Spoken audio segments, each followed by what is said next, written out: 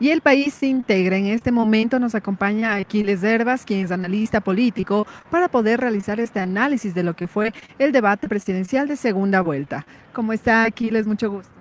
Mucho gusto igual, Nicole, un gusto saludarle a toda la audiencia de Corapa y pues siempre un honor estar al servicio. Muchas gracias, Aquiles. Cuéntenos desde su punto de vista qué podríamos decir de este debate presidencial de segunda vuelta, cómo se ha dado tal vez el pronunciamiento, las posturas de cada uno de los candidatos. Bueno, definitivamente hay que ratificar que una democracia necesita debates, ¿no? O sea, indistintamente de la impresión que le haya dado a cada uno de los ecuatorianos y ecuatorianas, en unos casos molesta, en otros casos algún grado de satisfacción, en unos casos ratifica por quien quería votar, en otros casos puede ser que cambie. Lo que sí es indudable es que se requería debatir. El Ecuador, desde el retorno a la democracia, en los años 70 ha tenido apenas dos candidaturas presidenciales o contiendas presidenciales en donde hubo debate, dos y media, porque se dijo que en un debate quedó a medias, se salieron unos candidatos. Entonces sí, en efecto, es positivo que haya debate, a pesar de que el formato todavía el Consejo Electoral no lo logra pulir, no logra encontrar algo que pueda subir mucho más la calidad. Y por supuesto, las características de los actores políticos no permiten acabar lo que sería el escenario ideal, que es observar un conjunto de ideas, programas, proyectos, políticas públicas. Pero una vez más, es importante debatir. Si es que alguien algún rato sugeriría que para qué se debate si el debate es malo, no, lo que estaría haciendo es tratando de retrotraer la calidad de la democracia. Por ejemplo, en esta ocasión hablaríamos de un verdadero debate, porque, por ejemplo, se dieron estas posturas de ambos candidatos en donde más se recibían ciertos ataques de uno hacia el otro, más no cómo ejecutarían su plan de gobierno. Claro, ahora hablando de este debate en específico, la preocupación más alta que a mí me queda es que a mi criterio se vertieron más de una decena de delitos. Es decir, la primera conclusión es que la clase política está plagada de eventuales y presuntas y muy dolosas infracciones en términos de alto nivel, ¿no? Se habla de drogas, se habla de influencias, se habla de un conjunto de evasiones tributarias. A mi criterio, y sobre todo por la responsabilidad que tiene un presidente de la República, hay muchas cosas que el presidente Noboa tiene que aclarar. Tiene que aclarar porque no son simplemente lodo, ¿no? Es decir, tienen algún tipo de asidero. Es demasiadas afirmaciones respecto del vínculo eventual de su sistema económico familiar con el narcotráfico. Y eso, en el momento en el que está el país, podría ser mucho más grave en función de que es el presidente. ¿Sí?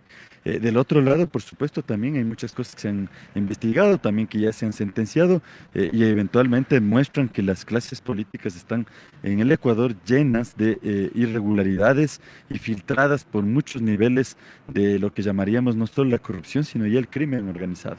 También dentro de este debate existían 5 ejes temáticos. Tal vez uno de los candidatos, tal vez uno más que el otro, se vio, digamos, un poquito más, destacó más, claro, destacó un poco más en uno de estos ejes temáticos o simplemente solo recibieron estos ataques. Bueno, mire, siempre hay algún esfuerzo, ¿no?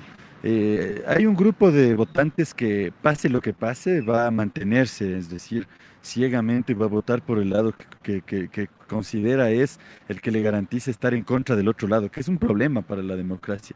Entonces, si alguien quisiera acuciosamente revisar algunas agendas específicas respecto a lo que pasa, también sí puede encontrar. No se puede decir que todo el debate fue de ataques, ¿no? Hay algunas ideas que fueron vertidas y que para pensamientos críticos y para mentes racionales se van a poder definir para la votación.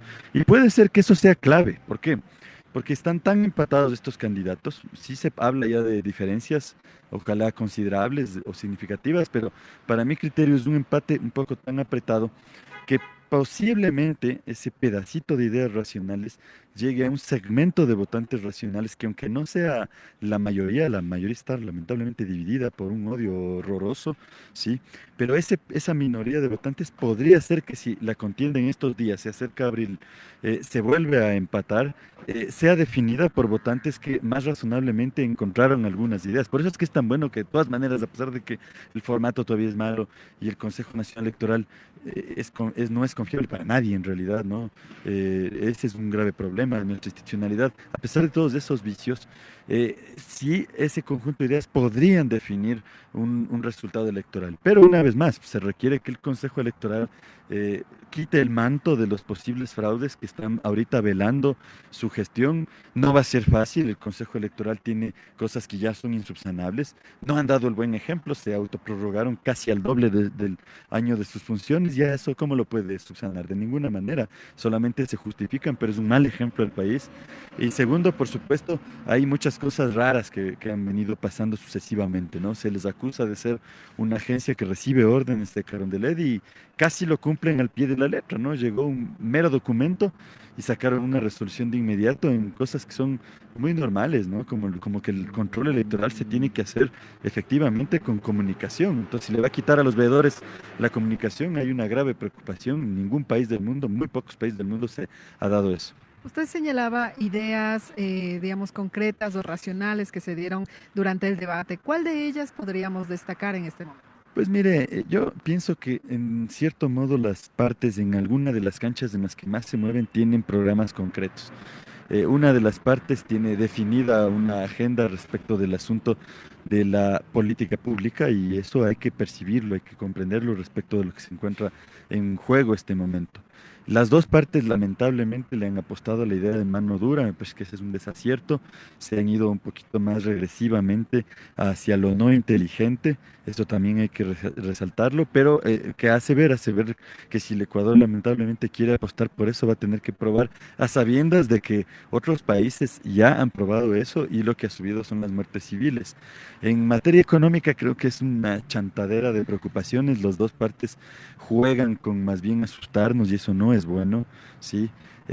Cuando nos empiezan a una y otra vez a amenazar con que el otro quiere desdolarizar, lo que provoca en la psique social es temor, terror, y si usted va a ganar las elecciones porque la sociedad ecuatoriana tiene terror, usted va a ser definitivamente un gobierno insano, no, no hay manera. Entonces, si ya efectivamente van aclarando una y otro lado que hay algo que no son, y eso tiene asidero, tiene sentido, pues ya no hay que insistir, porque al que le están haciendo daño es al pueblo ecuatoriano. En esa parte del debate, el único que pierde, no se sabe quién gana, pero quien pierde es el pueblo ecuatoriano. Entonces, jugar a dar miedo para poder captar más votos es lo más insano que puede haber en una sociedad. Algo diferente que hubo en este debate también fue la modalidad que dio el Consejo Nacional Electoral en cuanto a las preguntas cerradas. Se decía que este tipo de preguntas no pueden o no podrían permitir que los candidatos realicen un análisis profundo sobre temas concretos y que son necesarios para la ciudadanía. ¿Cómo se dio o cómo se analiza este tema de las preguntas cerradas? Mire, no creo que fue una buena idea, ¿sí? Finalmente no salió tampoco tan catastrófico como se creía, pero nosotros somos seres humanos con argumentación. Decir cosas en seco, lo único que aliena es a que el inconsciente nuestro tenga más miedo, ¿no? Entonces, para lo único que pueden servir las preguntas cerradas, primero es para que nos mientan descaradamente, o sea, si nos dicen un sí que a todas luces todos sabemos que no es real, digamos, es una mentira de frente, ¿no? Una frontal.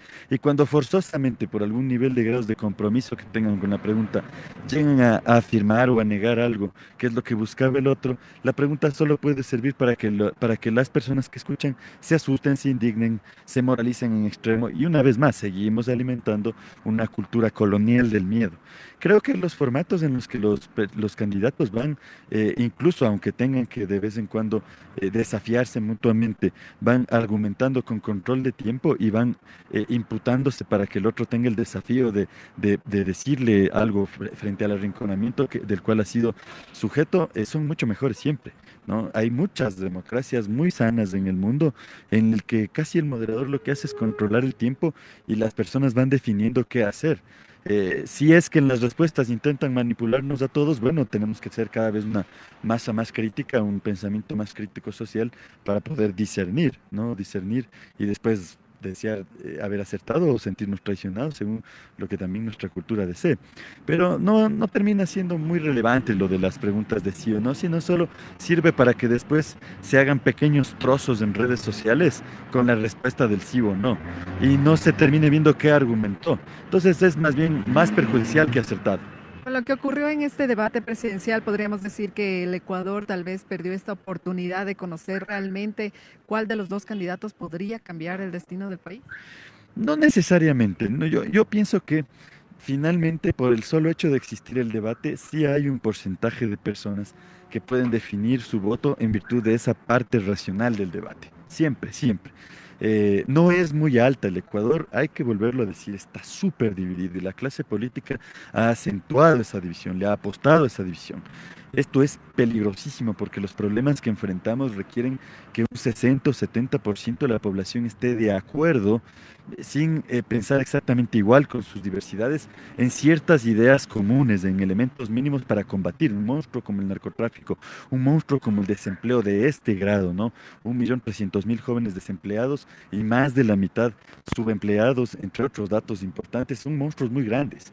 Entonces, las sociedades que han superado este tipo de conflictos son las que han logrado que un 60, 65, 70, y es un récord, nunca va a haber un proyecto político que aglutine al 100%, ya, yo creo que ni así vuelvan a ser Cristo lograría juntarnos a todos, pero en este momento en el que 45 y 45 están casi en una política del odio, del ver con demasiados sentimientos negativos al otro, difícilmente podríamos salir. Entonces, creo yo que ese porcentaje de votantes razonables podría ser que al menos el resultado, si es que el Consejo Electoral hace respetar la voluntad popular, porque hay un manto muy oscuro en el Consejo Electoral, suceda, pueda definir que al menos se amortive un poco más estos 4 años hasta que el país vuelva a unirse. El país para esta elección no se unió. Este país, este hermoso país, está dividido. Y quizás para los siguientes 4 años entendamos la importancia de integrarnos alrededor de reglas mínimas, conceptos mínimos, una mirada, un horizonte común y por supuesto la supervivencia, que es lo que lamentablemente está sucediendo ahora en el Ecuador. Con relación al voto facultativo de los jóvenes de entre 16 y 18 años, podríamos decir que tal vez ellos a esa edad y viendo el debate presidencial podrían tener igualmente ya un criterio y reconocer por cuál de los dos candidatos elegir. Mire, me causa mucha intriga. Yo ahora que estamos justo en esta entrevista voy a empezar mis clases con los estudiantes y alguna percepción tendré, siempre se aprovecha para reflexionar la situación del país. Las nuevas generaciones son generaciones de productos comunicacionales extremadamente pequeños, ¿no? El boom mismo de las redes más sociales, de los más medias, está asociado a la demanda de elementos comunicacionales muy pequeños.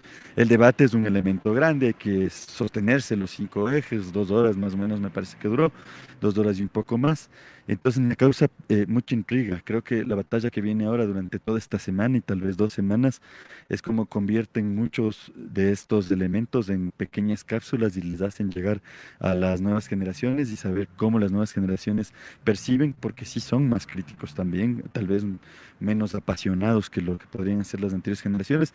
Entonces tienen ciertas virtudes que pueden ser más positivas, pero a su vez también esta comunicación actual, contemporánea, de muy pequeños, muy viringos pedacitos de información, puede, por más mentalidad crítica que tengan las nuevas generaciones, contribuir negativamente a la vez. Entonces habrá que ver, a mi criterio, un grado de misterio. Hay mucho populismo también. El presidente de la República, yo creo que ayer siquiera ofreció un tercio del presupuesto general del Estado, ¿no? Le lanzó como un populismo de derechas peligroso, ¿no? Un montón de plata para las mujeres lo ofreció, un montón para los jóvenes, un montón para un montón de lados. Y yo estoy severamente preocupado porque el Ecuador no podría simplemente de la noche a la mañana despilfarrar todo eso. Entonces ahí hay dos escenarios: o no cumple y es populismo de campaña que después se convierte en decepción, o si llega a cumplir estaríamos casi semiquebrados, ¿no? Es más o menos lo que pasó hace 2 elecciones atrás, cuando se habló de los 1.000 y todo el mundo dijo, bueno, ¿y de dónde se va a sacar esa plata? La gente se preocupó y dijo, ¿de dónde se va a sacar la plata? A mí también me quedó preocupando mucho esta desesperada forma de lanzar dinero ajeno, además, porque es dinero público, no es dinero propio el que está ofreciendo el presidente. Perfecto, muchísimas gracias, Aquiles. En este momento escuchamos el análisis de Aquiles Herbas sobre lo que fue este debate presidencial de segunda vuelta, en donde tuvimos estas propuestas por parte de Luisa González por Revolución Ciudadana y también de Daniel Noboa por ADN, en donde, como escuchábamos, según este análisis, puede ser que a través de lo que se ha dado durante este debate de 2 horas exista una claridad en cuanto a los electores, quienes ya han definido a través de este debate por cuál de los candidatos elegir. Hay que recordar que las próximas elecciones para estos dos candidatos será el próximo 13 de abril, en donde los votantes pues elegirán entre Luisa González o Daniel Noboa. Con esta información estaremos pendientes para traerles más novedades. Corape informa.